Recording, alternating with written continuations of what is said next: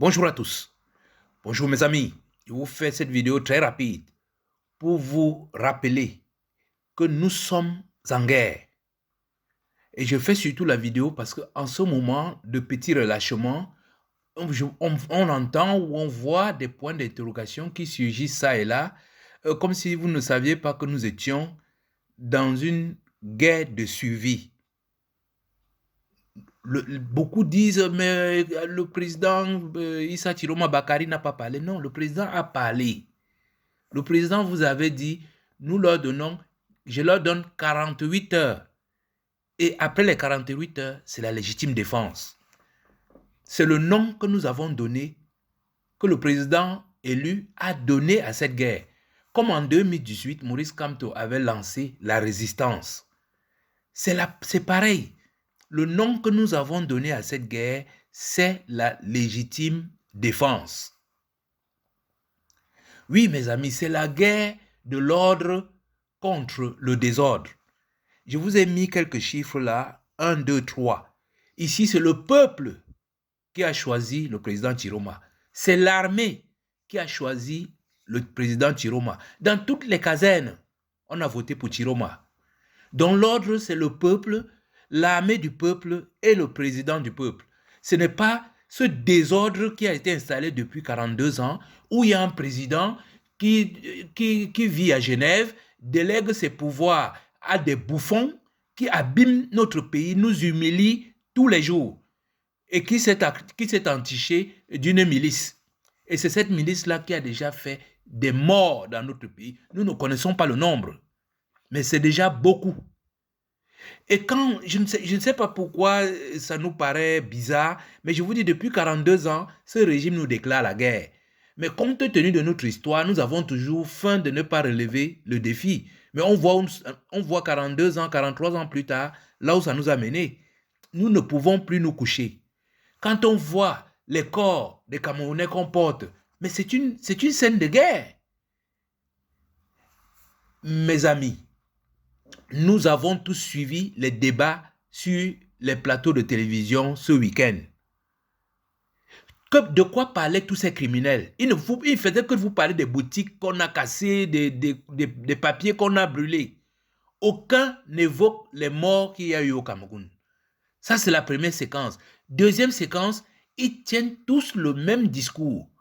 Des nouveaux venus comme Djamène, jusqu'aux vieilles rombières comme Madame Douala Bell, elles ne parlent que de la même chose. Si vous mettez le pied dehors, si vous marchez, on va vous tuer, on va vous tuer, on va vous tuer, on va vous tuer, on va vous tuer. Ce n'est pas moi qui le dis, je dis allez regarder tous les débats qu'il y a eu ce week-end. Ils n'ont que ce langage-là. Si vous sortez pour revendiquer vos droits, on va vous tuer. Mais quand des gens tiennent ce genre de langage, vous ne croyez-vous pas que nous sommes en guerre?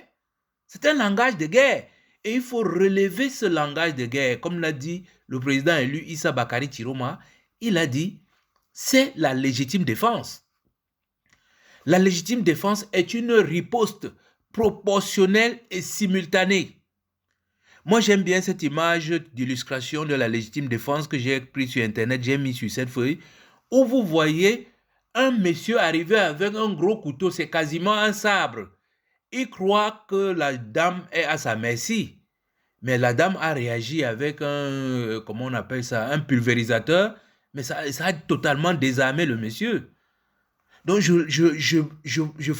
vais faire cette vidéo très courte juste pour vous dire que nous sommes en guerre.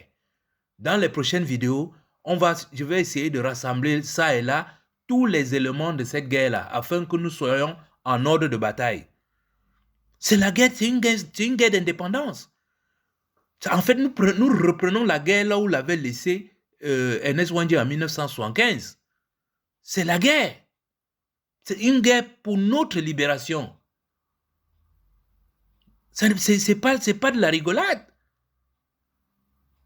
Et je vous envoie ce message pour vous dire que Camerounais, Camerounaises, de l'intérieur comme de l'extérieur, quel qu'en soit le lieu où vous êtes, vous faites partie du ministère de la résistance. Vous faites partie du ministère de la résistance ou bien du ministère de la guerre légitime de défense.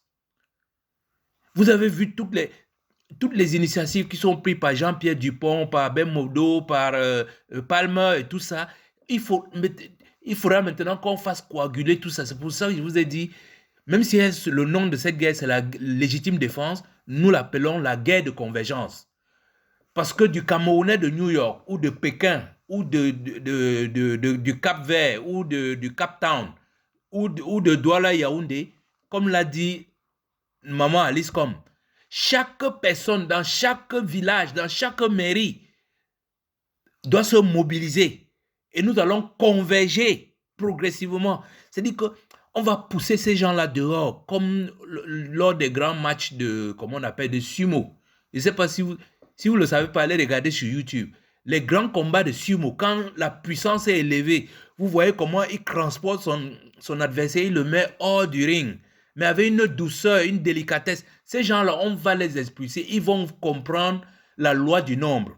C'est pour ça que je vous ai mis en numéro 1 le peuple face à un emmerdeur qui est quelque part là-bas en Suisse. Ça, c'est le 1. Le 2, on a notre armée qui sera contre cette milice. Et de 3, on aura le président Chiroma contre ce couple, je ne sais pas comment on peut appeler ça, mais c'est incroyable. On ne va pas quand même se faire rouler par une serveuse de bar et un garçon de course. Non, je dis, mes chers amis, retenez-le. Nous sommes en guerre. C'est la guerre. Et cette guerre-là, le président de la République l'a appelée la légitime défense. Que chacun, à son niveau, se prépare aussi bien en munitions, en armement qu'en réserve alimentaire. Faites vos provisions. Parce qu'on va faire souffrir, on va les faire baver. Voilà ce que je souhaitais dire. Merci de m'avoir écouté et à bientôt.